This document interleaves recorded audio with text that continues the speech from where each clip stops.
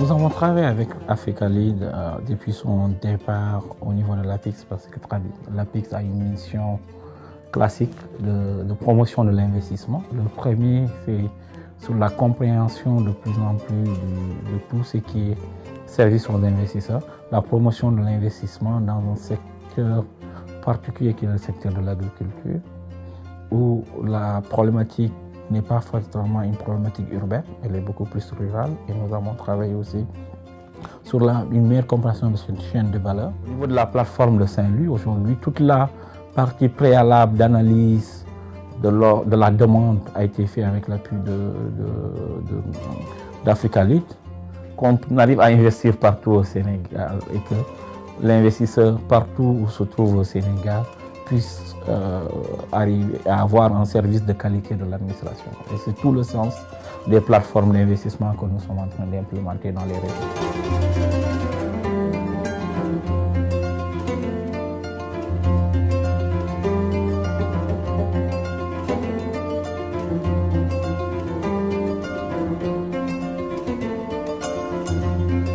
Notre collaboration dans ce dossier a effectivement commencé en 2014 par effectivement nous a accompagnés techniquement et financièrement pour élaborer d'abord le rapport de la revue conjointe, mais aussi ils nous ont accompagnés dans la tenue de cette revue. La revue, c'est vraiment une réussite pour nous chaque année et ça nous a donné beaucoup plus de crédibilité. Je pense que notre rencontre avec Africa Lead nous a permis effectivement de pouvoir mener cette activité et d'être aujourd'hui l'exemple dans la sous-région, mais dans d'autres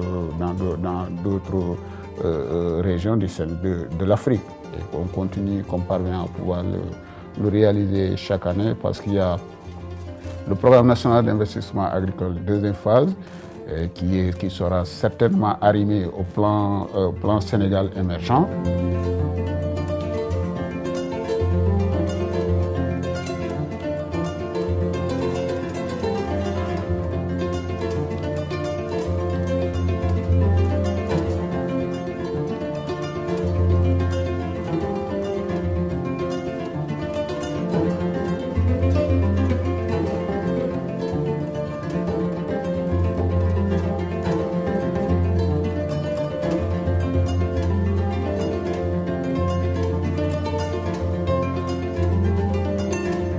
Avec Africa Lead, un partenaire privilégié, donc nous avons signé une lettre d'entente, un protocole d'accord articulé à 3 domaines.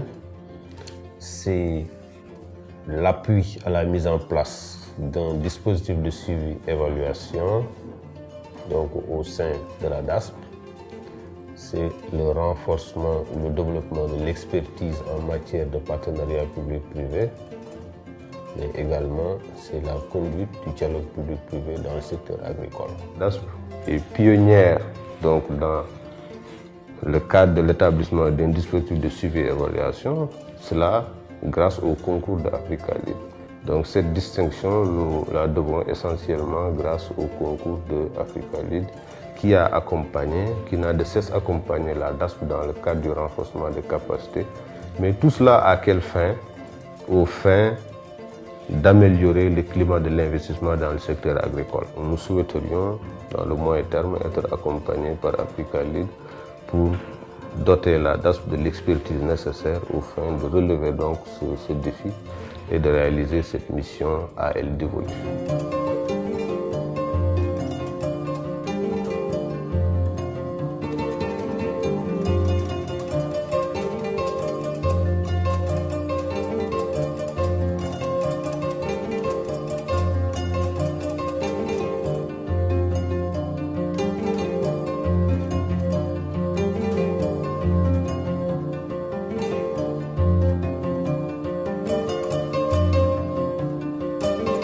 Au mois de juin, ça fait de cela 1 an, avait organisé donc la semaine de la mangue avec l'initiative Trade Africa, avec l'appui de l'USAID, pour mettre en place donc l'agence régionale de la mangue en Afrique de l'Ouest. Donc nous avons pu donc bénéficier de l'initiative Trade Africa pour la mise en place de l'ARMOR et ensuite pour la mise en place au niveau local de l'interprétation des acteurs de la filière mangue.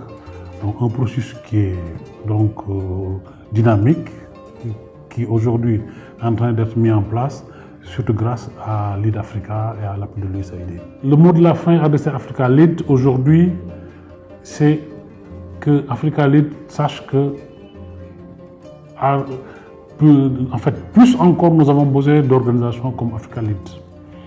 Parce que les organisations naissantes aujourd'hui ont besoin d'être assistées à un certain moment donc, du processus.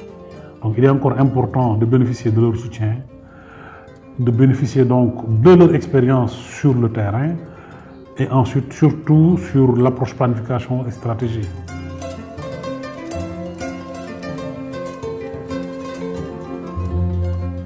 Africa Lead a développé un certain nombre de programmes avec l'Institut d'agronomie qu'on appelle l'ISAE, nouvellement créé, et a permis, dans le cadre d'ateliers de formation et de renforcement de capacités, d'aider à la définition de développement curriculaire, de curriculum de formation. Maintenant, le cours est devenu un lieu d'apprentissage et non pas un lieu de transmission de connaissances. D'ailleurs, nous avons l'offre de formation la plus riche en Afrique occidentale.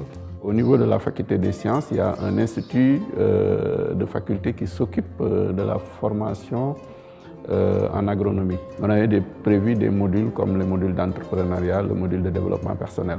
Donc, c'est des modules qui sont un peu similaires aux modules que